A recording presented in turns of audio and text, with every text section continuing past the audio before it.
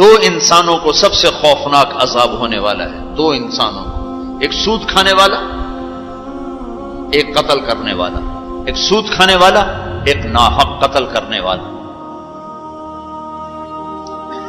یہ میرے نبی کی امت ہے، کسی نے بتایا، کسی نے محنت نہیں کی۔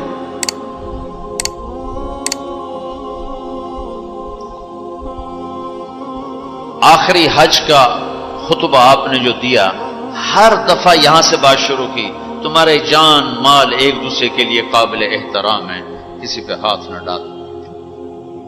میرے نبی نے کبھی زبان سے کسی کو دکھ نہیں پہنچایا، کبھی زبان سے کسی کا نام لے کر اس کو رسوا نہیں کیا۔ زبان کی لگائی ہوئی آگ ہے جو آج سارے بھڑکتے ہوئے دیکھ رہے ہیں۔ تو بھائیو، محبت سے رہنا سیکھو، معاف کرنا، درگزر کرنا سیکھو،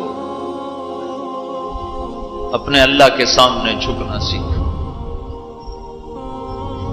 جب قومیں زوال کا شکار ہوتی ہیں، کہتی ہیں یہ فلاں کی سازش ہے، جیسے آج کل کہتے ہیں مسلمان، امریکہ کی سازش ہے، جی اصل یہودیوں کی سازش ہے۔ یہ کراچی کے بینکوں میں جو سود پہ پیسہ پڑا ہوا ہے، یہ امریکہ کی سازش ہے، یہودیوں کی سازش۔ جو رات کو شراب چلتی ہے اور مجرے ہوتے ہیں، یہ امریکہ کی سازش، یہ یہودیوں کی سازش۔ نوجوان اولاد ماں باپ کی نافرمان ہیں، یہ کسی دشمن کی سازش۔ میں ایک جگہ تھا تو ایک لڑکی اپنی ماں کو کہہ رہی تھی بکواس مت کرو، ماں کو کہہ رہی تھی بکواس مت کرو، تو اس کی ماں کے آنسو ایسے گر رہے تھے۔ یہ امریکہ کی سازش۔ اور میرے نبی نے سے پوچھا کہ یا رسول اللہ قیامت کب آئے گی؟ آپ نے فرمایا اللہ کو پتہ ہے کب آئے گی۔ کا کوئی نشانی کہ جب ماؤں کو ذلیل کیا جائے گا تو قیامت آ جائے گی۔ ہمارے زوال کے اسباب باہر سے نہیں ہیں، ہمارے اندر سے ہیں۔ کتنی بڑی لعنت ہے جھوٹ۔ آپ نے فرمایا جب کوئی جھوٹ بولتا ہے تو 3 میل تک اس کی بدبو سے فرشتے بھاگ جاتے، 3 میل تک فرشتے بھاگ جاتے۔ تو پھر پاکستان کا کون سا بازار ہے جس میں کوئی رحمت کا فرشتہ آئے گا کہ ہر دکاندار جھوٹ بول رہا ہے، ہر بڑا چھوٹا تاجر جھوٹ بول رہا ہے، ہر سیاستدان جھوٹ بول رہا ہے۔ ہر سے مراد ہے 100 میں 99 نہیں، 1 لاکھ میں 99,999، کوئی 1 لاکھ میں شاید ایک کوئی سچا مل جائے۔ اور جس قوم میں جھوٹ اور ظلم اور خیانت پھیل جائے وہ قوم تباہ ہو جاتی۔ ان کو کسی دشمن کی ضرورت نہیں ہے، وہ اپنے دشمن خود ہیں۔ جسے نشہ کرنے والے کا کوئی دشمن نہیں، وہ اپنی ذات کا دشمن خود ہے۔ تو ہم اوروں کو الزام نہ دیں کہ یہودیوں نے سازش کر دی اور عیسائیوں نے کر دی اور امریکہ نے کر دی۔ ہم نے کچھ اسپین سے آخری ملک تھا یورپ کے سفر میں، اسپین، تو قدم قدم پہ میں رویا، قدم قدم پہ میں رویا کہ کس طرح مسلمان آپس کی لڑائی میں ختم ہو کے رہ گئے۔ کہ پاکستان اسپین میرے سامنے یوں آتے تھے، یوں آتے تھے ایسے۔ اسپین کی تاریخ، پاکستان کے حالات، اسپین کی تاریخ، پاکستان کے حالات، اسپین کے مسلمانوں کی آپس کی لڑائیاں، پاکستان کے حالات، آپس میں قتل و غارت، پھر پاکستان کے حالات۔ تو اللہ تعالیٰ نے اس طرح ان کو مٹا دیا اسپین سے کہ ایک کلمہ پڑھنے والا باقی نہ بچا۔ مسجد قرطبہ جیسا شاہکار، بیچ اس کے گرجا بنا ہوا ہے، صلیبیں لٹکی ہوئی ہیں، بت پڑے ہوئے ہیں، نماز منع ہے، بورڈ لگا ہوا ہے۔ تو میں وہاں محراب کے قریب جا کے کھڑا ہو گیا اور تصور میں دیکھنے لگا کہ یہ وہ جگہ ہے، تاریخ سے سبق نہ لینا بھی بڑا اندھیر پن ہے۔ یہ وہ جگہ ہے جہاں یحییٰ بن یحییٰ اندلسی کے درس ہوتے تھے، علامہ قرطبی کی تفسیر چلتی تھی، ابن عربی کے تصوف کے نکات کھولے جاتے تھے، ابن حزم کے فقہی مقالات سنائے جاتے تھے، بقی ابن مخلد جیسی شخصیات یہاں بیٹھ کے قال اللہ قال رسول کہتے۔ ننگی عورتیں پھر رہی ہیں نکریں پہنی ہوئی، وہ تو ایک ان کے لیے تفریح کی جگہ بنی. میں تو آنکھوں سے بھی رو رہا تھا اور دل سے بھی رو رہا تھا، اور زیادہ رونا اس پہ آ رہا تھا کہ اپنا ملک دیکھ رہا تھا کہ آج میرے ملک کے لوگوں کو ہوش نہیں ہے وہ کیا کرنے. دین پہ نفرت، فرقہ واریت کی نفرت، سیاست کی نفرت، قوم کی نفرت، صوبوں کی نفرت، شہروں کی نفرت، زبان کی نفرت. کون کون سا زخم ہے جو اس جسم پہ نہیں لگا ہوا؟ اب کون کون سے زہریلے تیر ہیں جو اس پر نہیں چلائے گے؟ میں ایسے ہی کھڑا دیکھتا، پھر میں محراب کے پاس جا کے کھڑا ہو گیا. تو 700 سال پرانی قرآن کی آیات اب بھی اسی طرح لکھی ہوئی تھی. تو میں نے کہا یا اللہ، میں یہ نماز تو کوئی نہیں ہوگی، کسی کے نزدیک بھی ایسی نماز نہیں ہے، پر تو جانتا ہے کہ میں چاہتا ہوں میں اس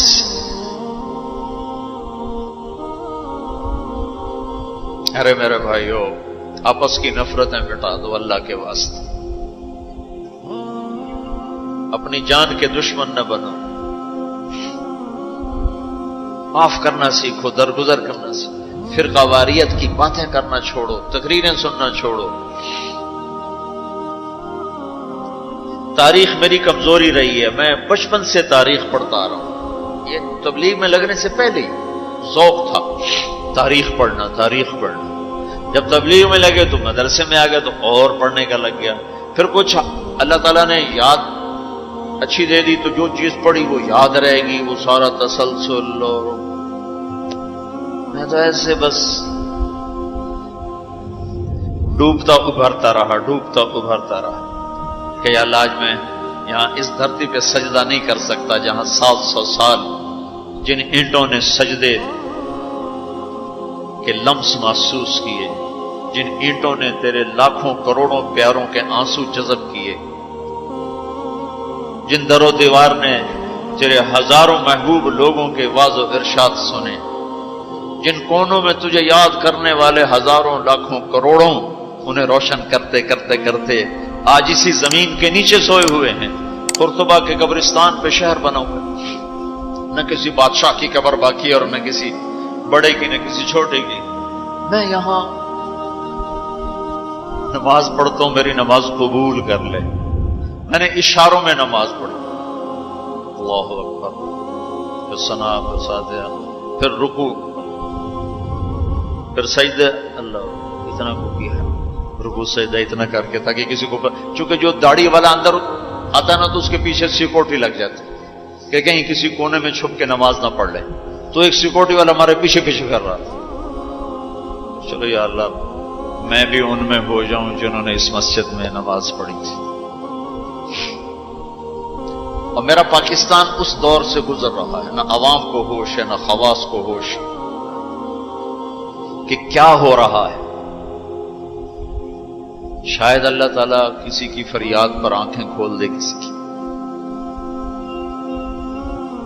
تو بھائیو، محبت سیکھو، درگزر سیکھو. اس تبلیغ سے خوبصورت محنت، سارے دین کی محنتیں حق ہیں جس سے خیر پھیل رہی ہو، جس سے لوگوں کو نفع پھیل رہا ہو. لیکن میرے بھائیو، دنیا بھی پھری ہے، تاریخ بھی پڑھی ہے. وہ کچھ اللہ تعالیٰ نے موقع دیا بہت زیادہ، اس کو بہت زیادہ سے مراد یہ نہیں کہ میں کوئی کتابوں کے انبار لگا دی. اپنی حیثیت کے مطابق میں آپ کو اندر کے یقین کے ساتھ کہتا ہوں کہ پہلے 300 سال کا تو کوئی مقابلہ نہیں. پہلے 300 سال کو چھوڑ کر ان 1100 سال میں تبلیغ جیسا کام کبھی نہیں ہوا. میں تمہارے سامنے ہاتھ جوڑتا ہوں، تبلیغ میں وقت دو. اگر اپنے اللہ سے تعلق بنانا ہے، اگر لوگوں کو اللہ کی طرف پھیرنا ہے تو تبلیغ میں جاؤ. بہت بڑا مجمع آیا ہوا ہے، صرف ہر مہینے 3 دن کی نیت کر لو کہ ہر مہینے 3 دن لگانے ہیں. کرو گے نیت؟ کرتے ہو نیت؟ ہر مہینے 3 دن لگانے شروع کرو. تمہاری زندگی میں تبدیلی آ جائے گی. 6 بر اعظم کے انسانوں تک پیغام پہنچ رہا ہو، ہر زبان کے لوگوں کو ہدایت مل رہی ہو، ہر طبقے کو ہدایت مل رہی ہو. جب طوائفوں کی طرف ذہن گئے، ان کا خسروں کو بھی تو لینا چاہیے، وہ بھی تو نبی کی امت، ان کے پاس پہنچ گئے.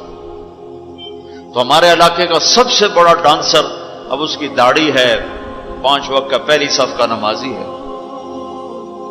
جب میری اس کی پہلی ملاقات ہوئی، میں نے کہا تو کبھی نماز پڑھی؟ کہا جی کدی نہیں. کدی جمعہ پڑھے؟ جی کدی نہیں. عید پڑھی؟ جی کدی نہیں. میں کیوں؟ کہ جی یہ مولوی ساڑھے نال نفرت کریں تے اور اساں بھی پرا پرا رہ جانے ہیں، تو سب پیار کی ایسی آ گئے ہیں.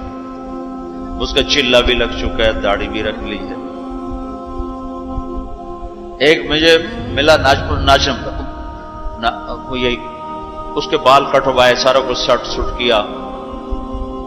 اور کچھ عرصے بعد پھر میں دیکھو نا سرخی لگا ہی فوٹو اس نے اپنے واقعہ سنا.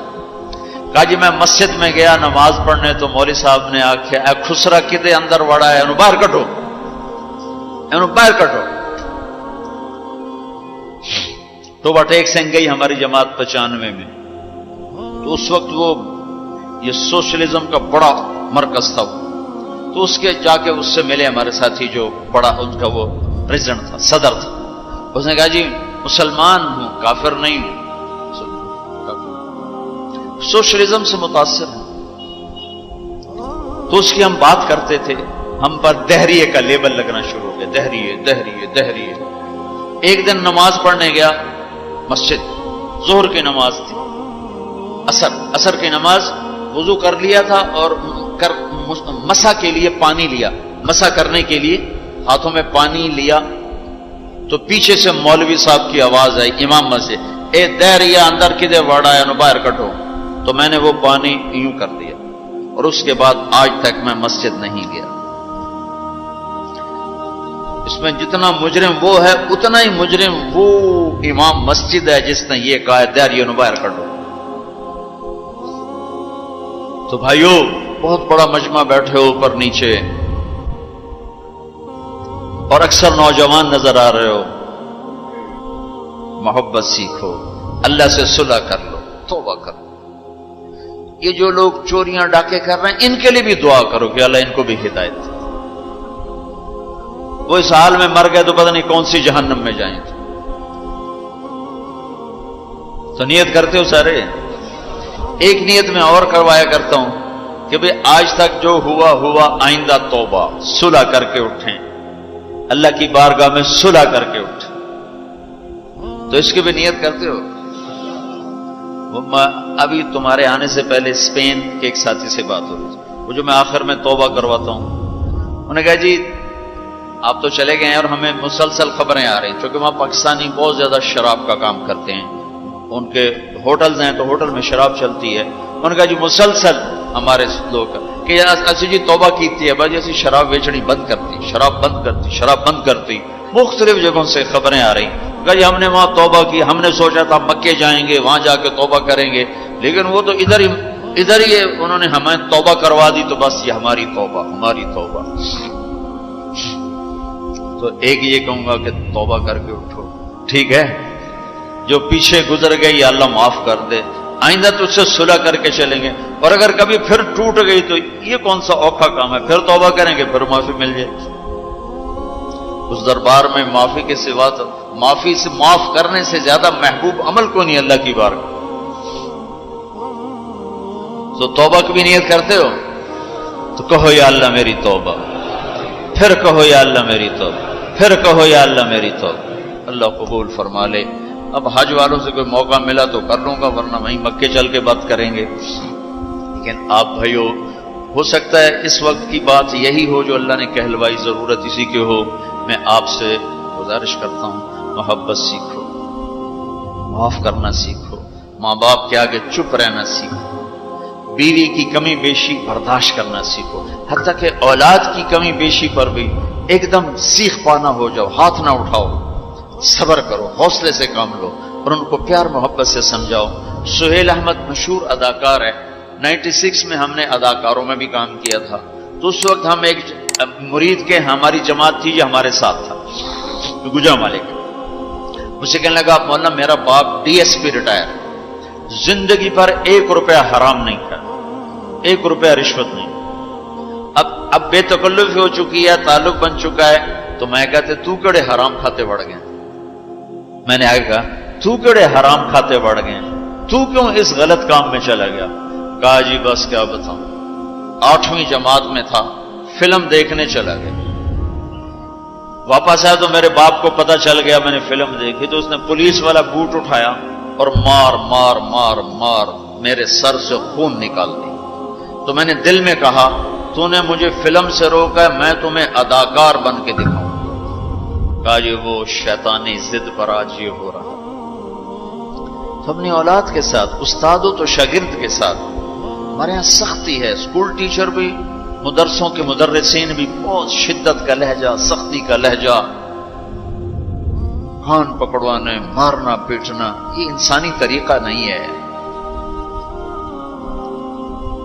پہلا جھوٹ ماں باپ سکھاتے ہیں، اولاد پہ سختی کرتے ہیں، وہ جھوٹ بولنا شروع۔ میرے والد صاحب نے نماز سختی سے پڑھانا شروع کی، جب میں گھر میں ہوتا تھا، تو اب اللہ گواہ ہے اپنے گناہوں کا ذکر نہیں کرنا چاہیے، لیکن صحابہ بھی کیا کرتے تھے، جاہلیت کے قصے سناتے تھے اللہ کے نبی کو، اپنے باپ کے ڈر سے بغیر وضو پہ جا کے نمازیں پڑھیں۔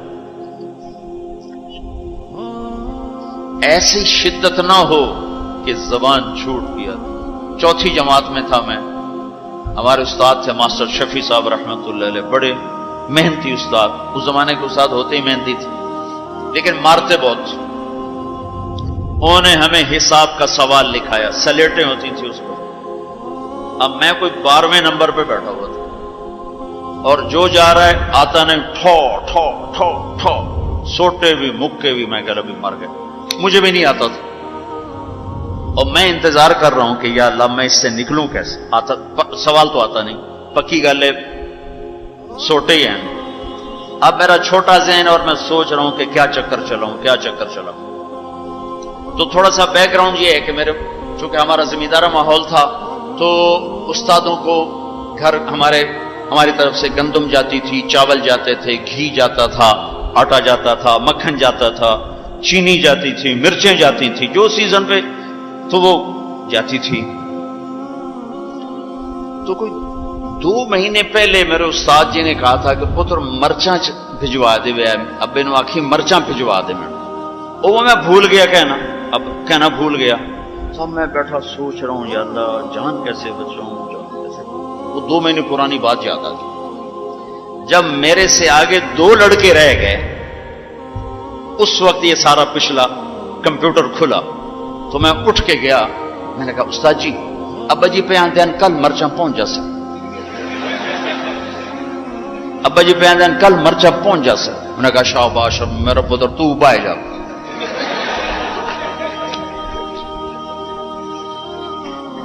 یہ جھوٹ کس نے بلوایا؟ استاد نے، اس کے ڈنڈے نے، اس کی سختی نے۔ ماں باپ سے بھی کہتا ہوں، مدرسے کے علماء سے کہتا ہوں، اسکول کے ٹیچروں سے کہتا ہوں، محبت سیکھو، محبت سکھاؤ۔ اولاد سے کہتا ہوں ماں باپ کی محبت سیکھو، ان کی شدت کو برداشت کرنا سیکھو۔ بھائی سے کہتا ہوں بھائی کی برداشت کر، آپ بیٹھے ہو عورتیں نہیں ہیں تو آپ سے کہتا ہوں بیوی کی برداشت کرو، ماں کی برداشت کرو، بہنوں کی برداشت، جو بھی کوئی بلندیوں کے راستے ہیں وہ برداشت میں چھپے ہوئے۔ اور تبلیغ میں وقت دو، تبلیغ سے بڑھ کر سارے دین کے کام خیر کے ہیں جس سے لوگوں کو نفع ہو رہا ہے، لیکن جو سب سے اس وقت لوگوں کے لیے خیر بھلائی کا کام ہے وہ یہ تبلیغ کا ہے، اس میں ٹائم دیا کرو، آپ کو بہت نفع ہو۔